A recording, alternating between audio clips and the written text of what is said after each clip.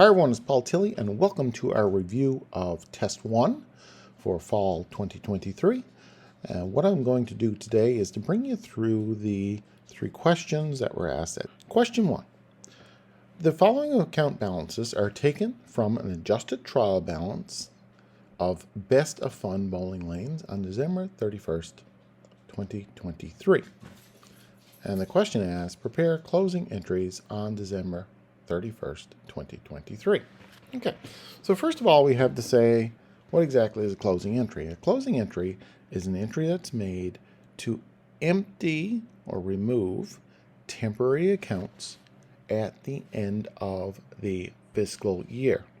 So in order to prepare closing entries, what we need to do is to go through our account balances and determine which of the accounts are temporary and close them out.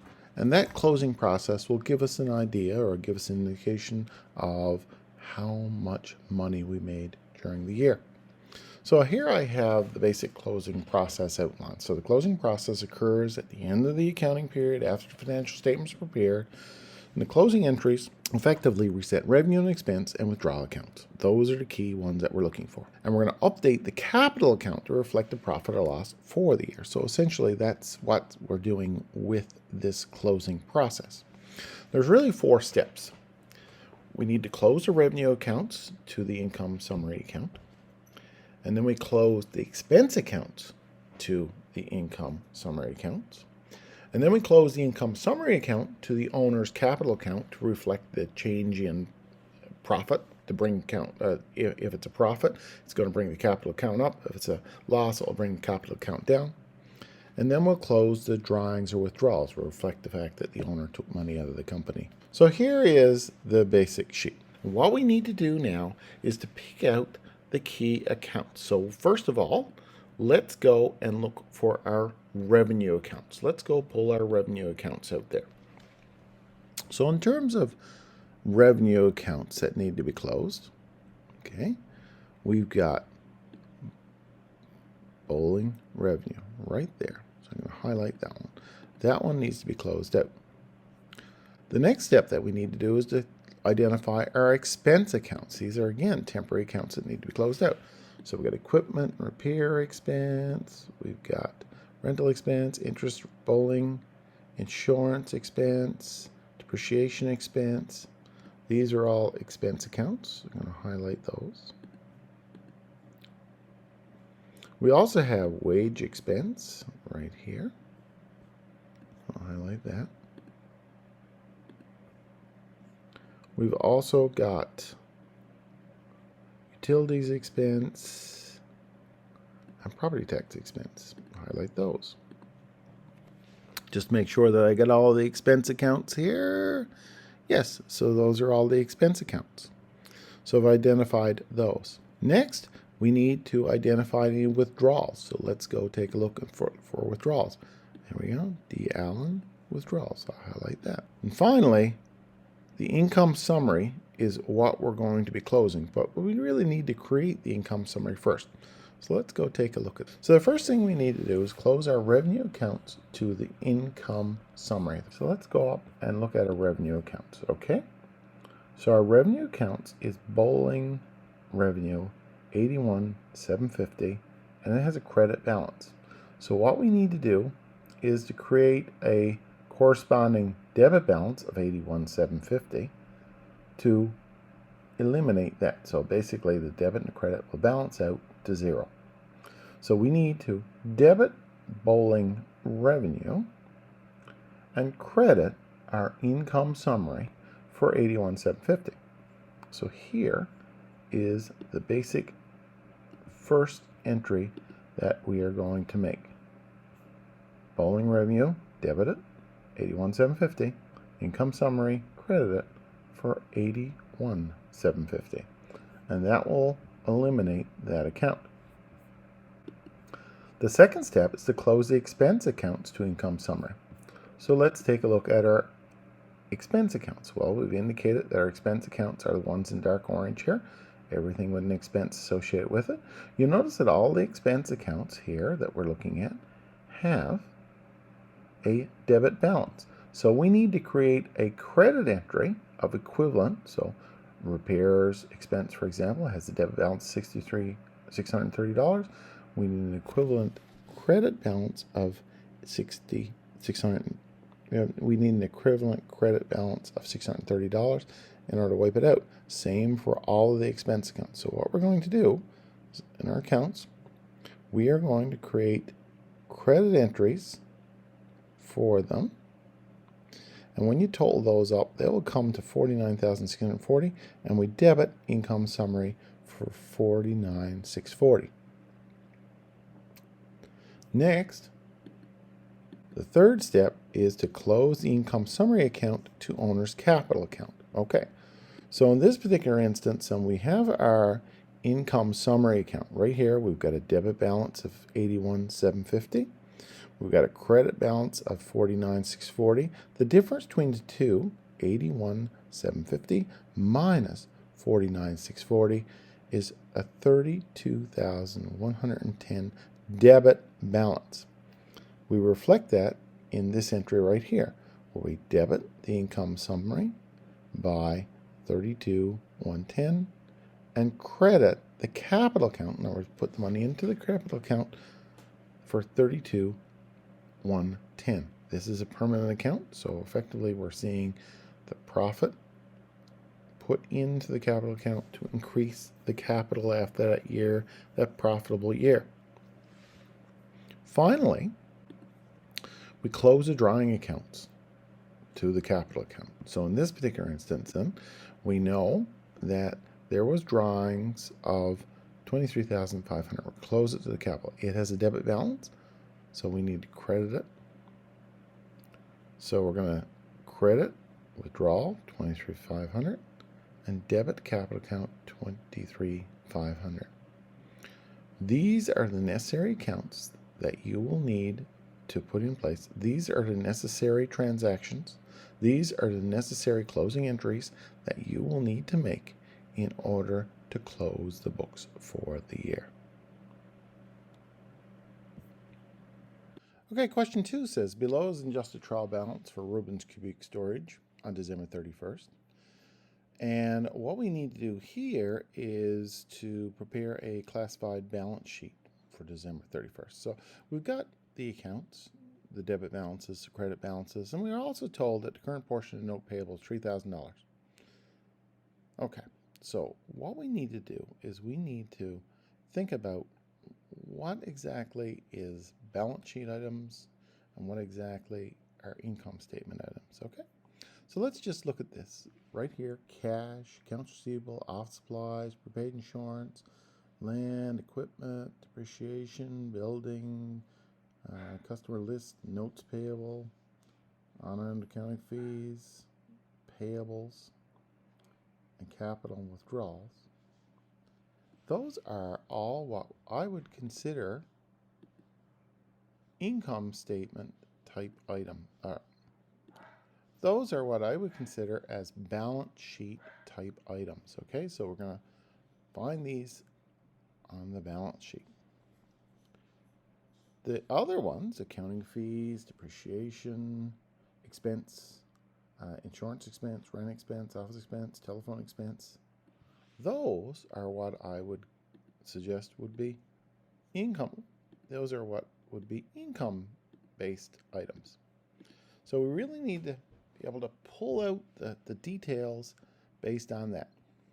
Now, of the ones that are balance sheet ones, we need to find out, well, what are assets? Well, cash is an asset, accounts receivable is an asset, office supplies, prepaid insurance is an asset, long-term receivable, land is an asset, equipment is an asset, accumulated depreciation on equipment is a contra asset, building, accumulated on the building is a contra asset, customer list is an asset. These are all asset accounts. So we could think of these specifically as asset type accounts. Okay, so let me just highlight that. Those are all asset type accounts. Now, specifically, if we look at cash, accounts receivable, these are very much, maybe even office supplies, because they would be in inventory, and prepaid insurance. So if we look at cash, accounts receivable, office supplies, prepaid insurance, these are all short-term in nature. In other words, they could be converted to cash within 1 year. So this would be what we consider as current assets. Long-term notes, receivable, land, and equipment, and depreciation on those equipment, the building, that would be a longer term. So these would, and even the customer list, would be considered long-term assets. So we need to be able to differentiate between current assets and long-term assets. Now that we've determined our total assets and liabilities, and we reflected it here in our balance sheet, assets and liabilities, you will notice that our total assets is $291,360, and total liabilities is $21,060. Now we can calculate what our owner's equity should be, by taking our total assets and subtracting our liabilities, and the difference between them must be our owner's equity. So we know that our owner's equity will be approximately 291 minus 21, around $270,000. And in fact, we subtract that, we will get $270,300. But there's a second way that we can do it as well, okay? In order to find out the capital, the equity, what the owner owns of this business, we will simply have to determine what the capital was at the start. So if we look at the owner, for example, the owner put money into the business, and that was $10,000. According to the information we're provided, capital was put in for $10,000. We had withdrawals too, and the owner took withdrawals of $5,000 out. Okay. Now, further, you will see that from the income, we can calculate our income here by simply taking the revenue and subtracting the expenses from it. So the revenue, let's calculate our revenue here.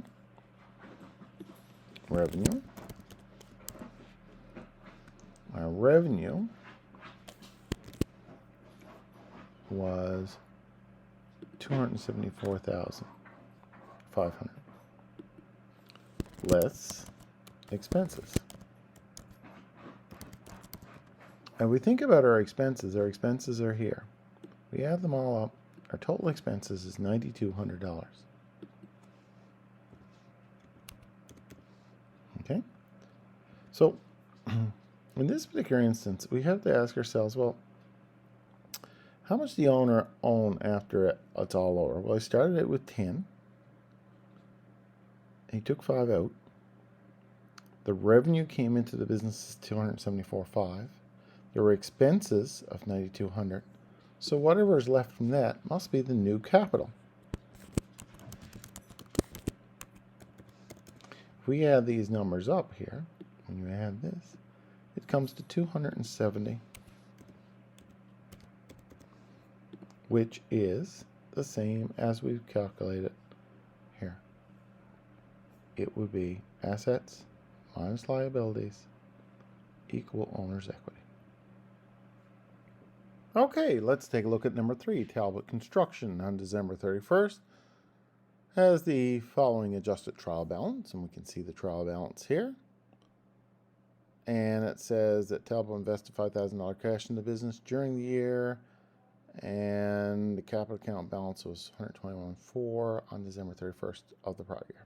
So we got some basic bits of information here, and it says prepare the income statement, prepare the statement of owner's equity, prepare the classified balance sheet, prepare the necessary entries. So we got 4 basic things that we need to do in here. In terms of the income statement, well, first of all, before we do anything, let's just break this thing down, this basic trial balance down into some of the key components here. So cash, supplies, equipment, right through the land, all of those things, these things that I've highlighted here would be considered as assets. Okay, so those are the key assets.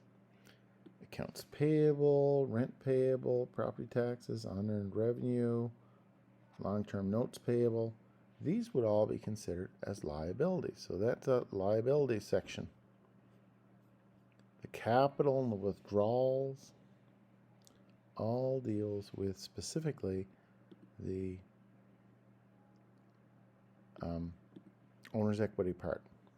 Everything else, revenue, right through, down through the expenses, this represents the income aspects. And all those separate pieces will be useful for putting together the various things that we need to require, that are required right here. First, the income statement for the current year. Well, our income statement is built off of this. So we got revenue here, revenue, and we've got various expenses.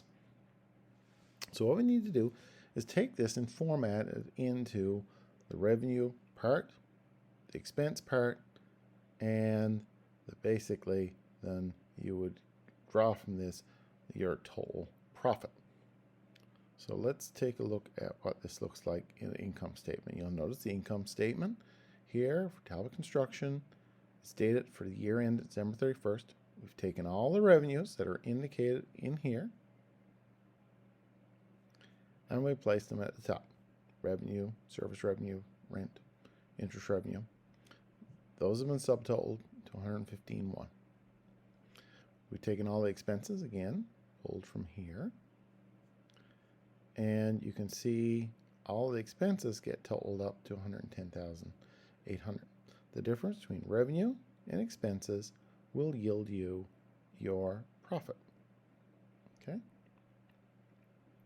So this would be the profit for the year right there. So that is part 1A.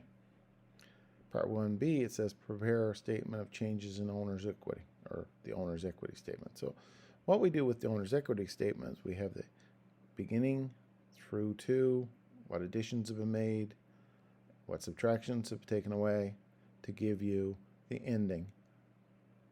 Okay, so we got beginning, changes, ending.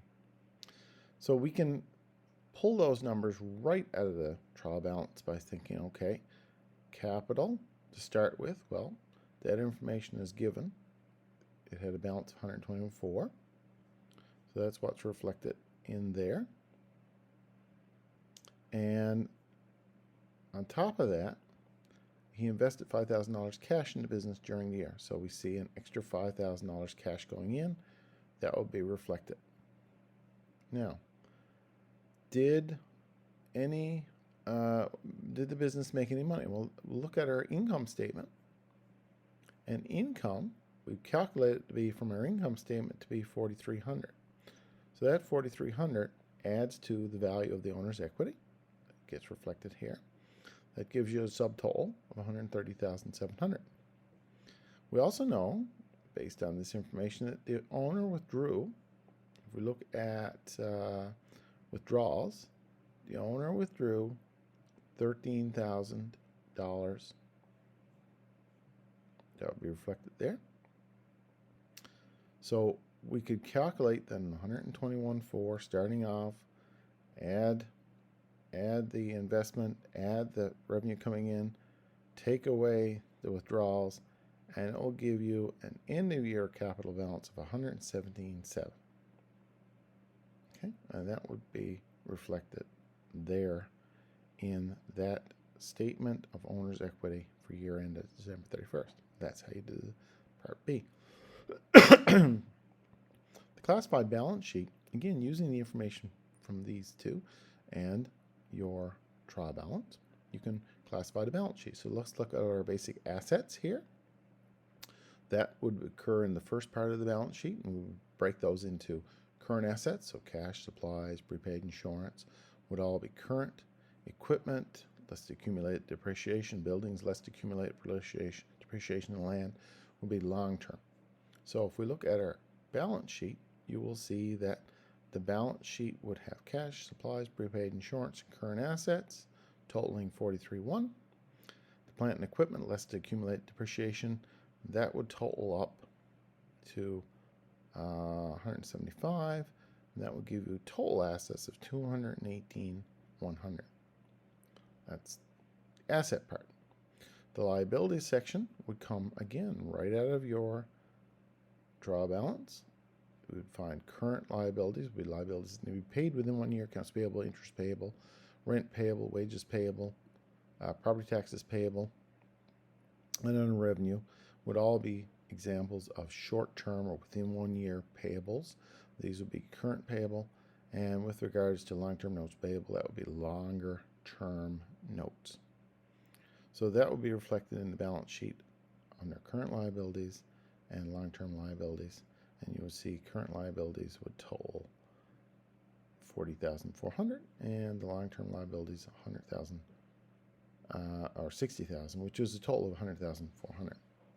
Now, the difference between the total assets and the liabilities will give you the owner's equity. So, $218,100 minus the $100,400 will show you the difference of $117,700.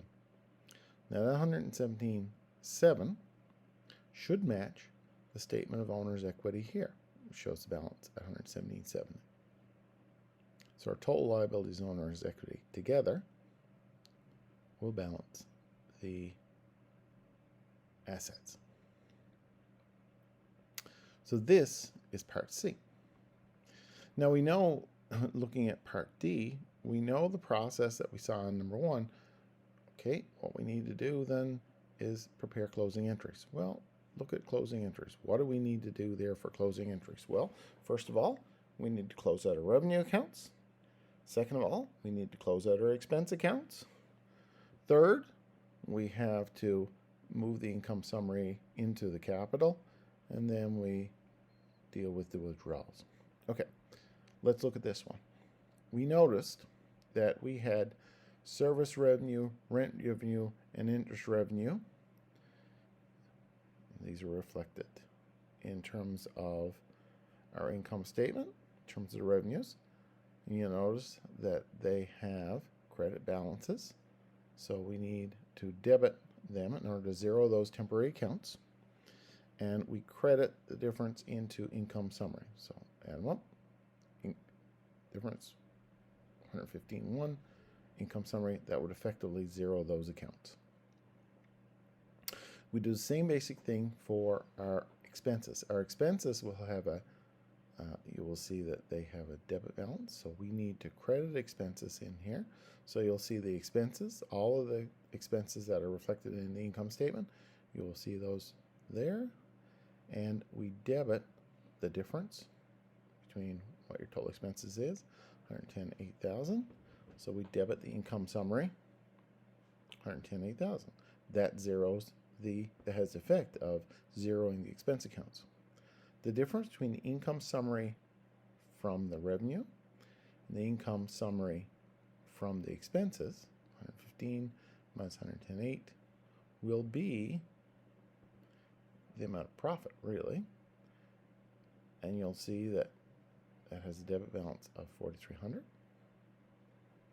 And that gets credited into capital for $4,300. Finally, we have the capital account that is affected by withdrawals. So we know the withdrawals amount based on our trial balance was $13,000. So we need to debit capital and credit withdrawals. And that's how you do that problem.